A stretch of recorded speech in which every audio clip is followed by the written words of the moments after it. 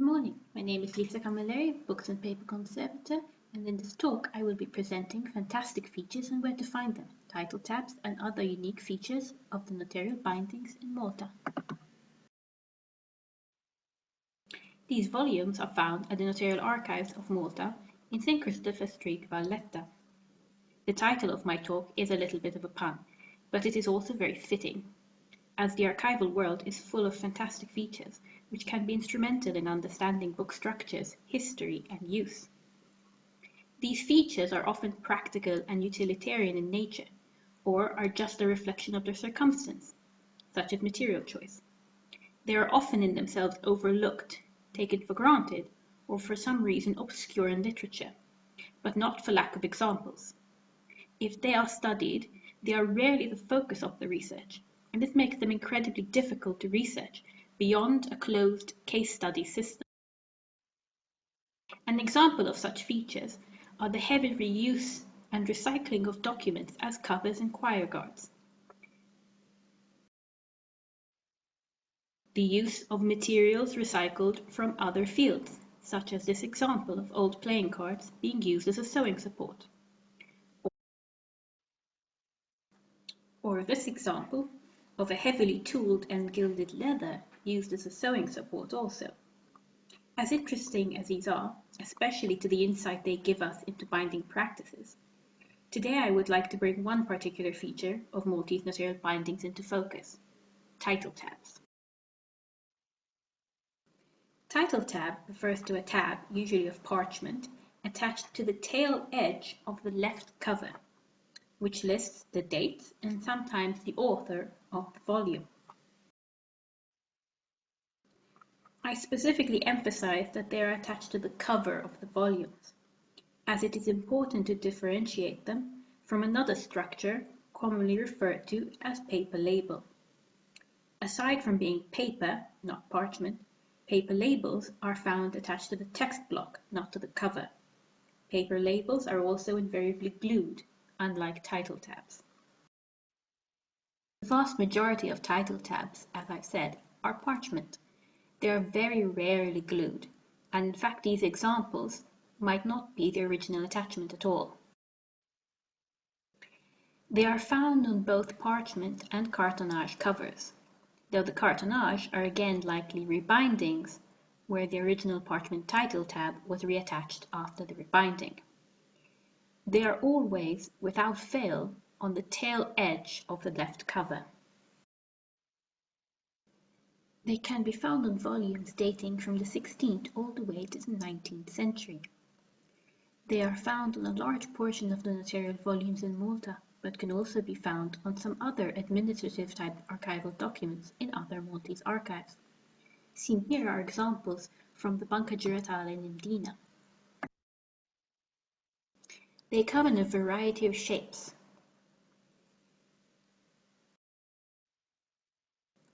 And it is not uncommon for them to be made of recycled materials. One of the most interesting features of title tabs is their attachment methods. Rarely one can find a cutout title tab where two slits are cut in the tail turn-in and the flap of parchment is folded out to create the title. The most common attachment method was tacketed or sewn. In this case, a separate piece of parchment was tacketed on or sewn on to the tail edge of the cover, as can be seen in these photos. As I said, tacketed or sewn title tabs were the most common method used. However, the styles varied greatly. Here you can see another example using a cord material. Here again, another example, very different from the previous, and in which we have two tacking or sewing methods.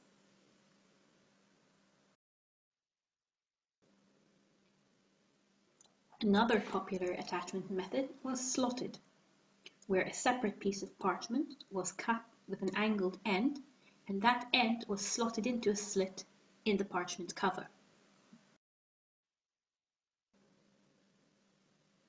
Here you can see another clear example of a slotted parchment title tab.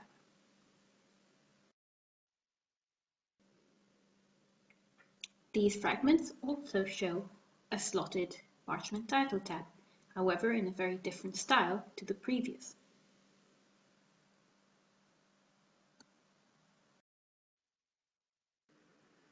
Another popular method was using a combination of both slotting and tacketing methods.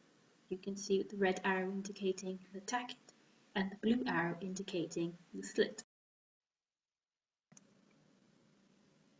Here again is another example where you have a slit in the parchment title tab is inserted in the slit and then secured in place with tacketing, or in this case sewing. Another example, again very different. Again, you have the parchment title tab, which is inserted into a slit in the parchment cover and it's tacketed in place.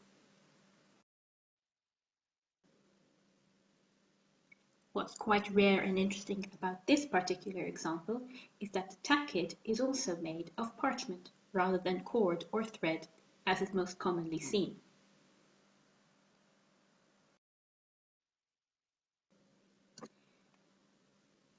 Lastly, we can talk about glued title tabs. Now, as I said before, I do not believe that glued is one of the original attachment methods. Here you can see the attachment of the title tab from the outside of the cover, where you have a piece of parchment with a paper patch glued on top. Parchment is also glued to the cover. On close inspection, you can see that the paper has indentations and deformations in it, in 2 pinprick points. With these indicate that there are deformations or puncture holes in the parchment beneath.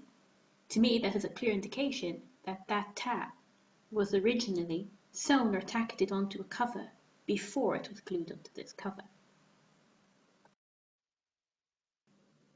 For interest's sake, I've included this table from my bachelor thesis in which I surveyed 50 non-adhesive volumes. And here I've recorded the instances of the different attachment methods, and you can see that there is a strong preference for tacketed over any other method of attachment.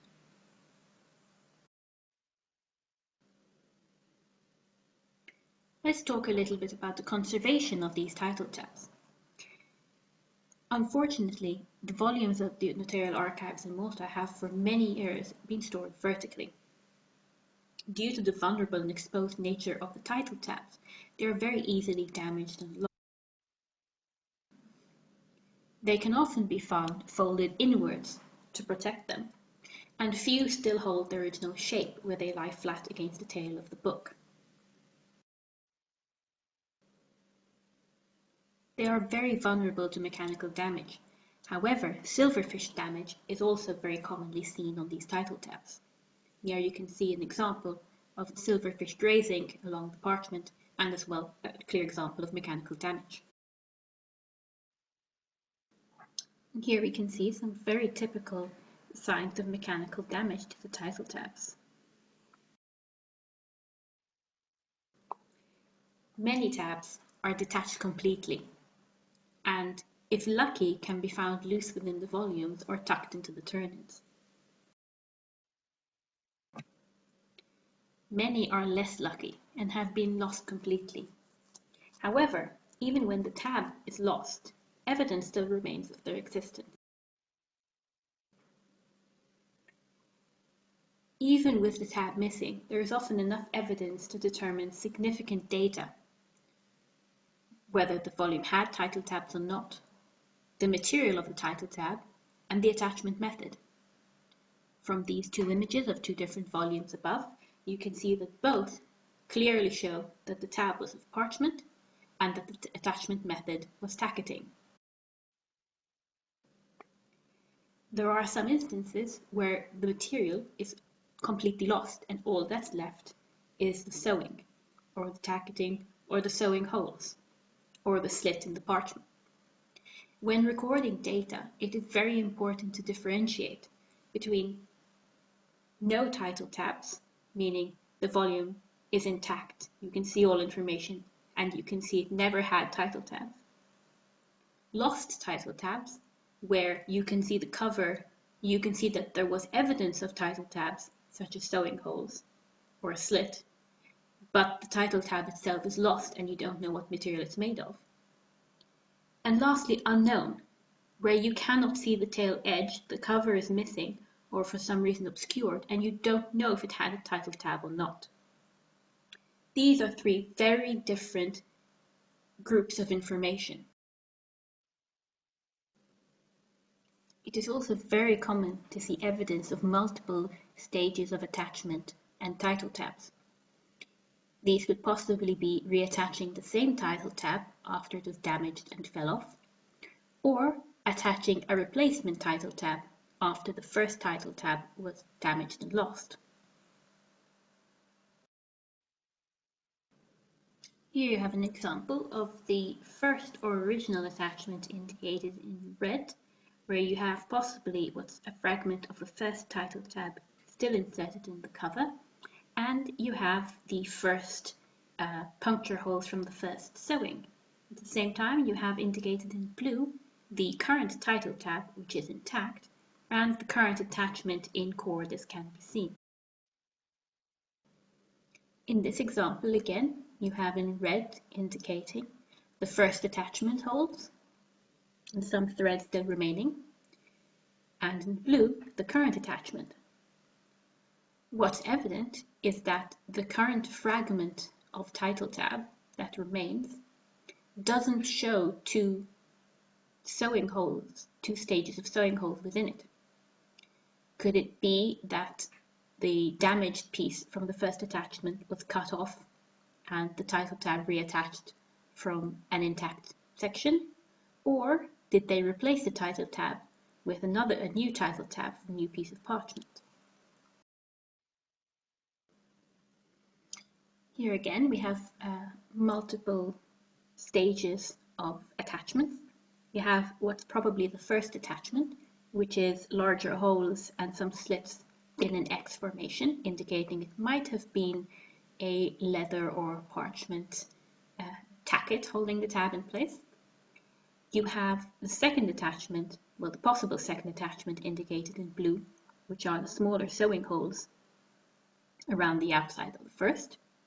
You have clear deformations in the parchment indicating the perimeters of the title tab as it was inserted into the cover. And you have damage at the bottom that suggests there was a slit, which would also match up with the presence of the deformations, suggesting there was another piece of material slotted into the parchment cover. In this example, again, you actually have possibly three attachment methods. You have what might be the first attachment, which is again those larger holes and slits in an X formation, which might indicate that it was a parchment or leather tacket from the size of the holes rather than thread or cord. You have in blue the possible second attachment, which are small thread holes. And then you have the current attachment, which are larger holes, which you can see the current cord attachment in. If you know what to look for, it is easy to see evidence of title tabs, even when they are lost, just as one might see evidence of closures. So where did the term title tab come from? The term was coined by my undergraduate supervisor Joseph Skirrow and myself in 2011 during my bachelor thesis, a survey of non-adhesive bindings at the Notarial Archives in Valletta. We chose the term because we didn't know what else to call them, and I still do not know of any other name or description for this feature. After 4 years of PhD research, I still have no satisfactory reference to such a term or description. So why is this so significant to me?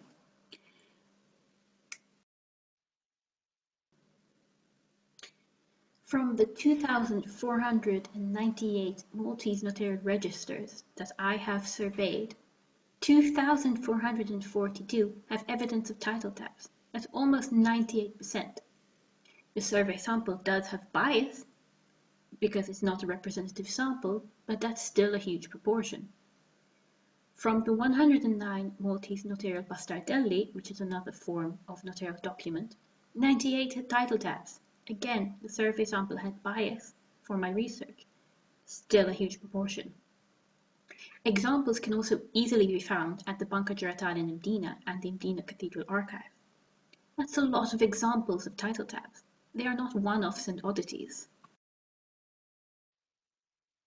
During my research, I did find one example of a title tab in Syracuse.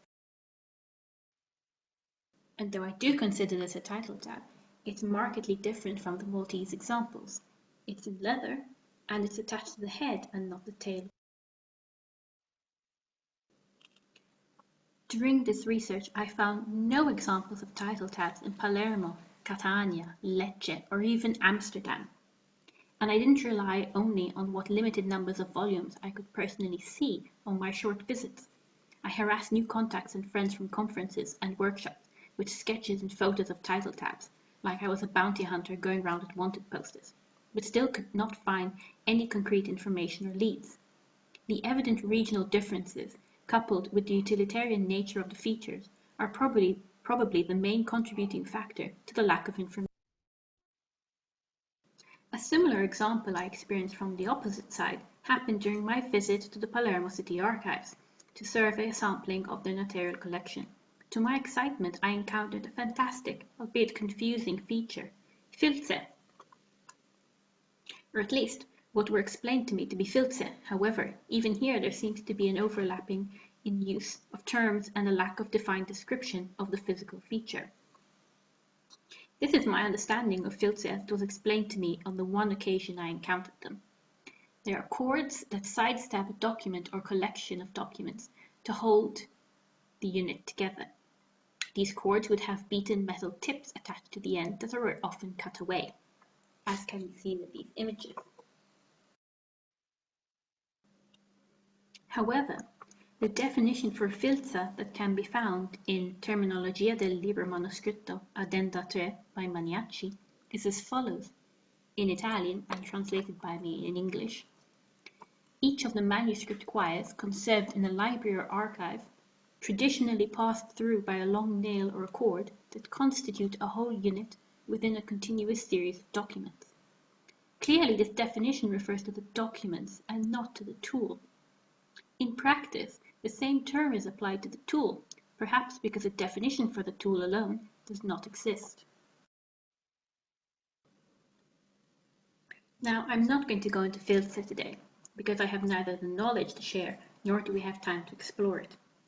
But just as interesting as the feature itself was the fact that they were a normal expected feature in this archive, and yet in my 10 years in Maltese archives, I had not only never seen an example, but had never even heard of them.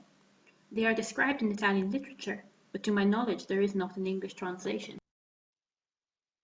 So here is this, to me, fantastic feature, embedded, pun intended, in the history of Sicilian volumes.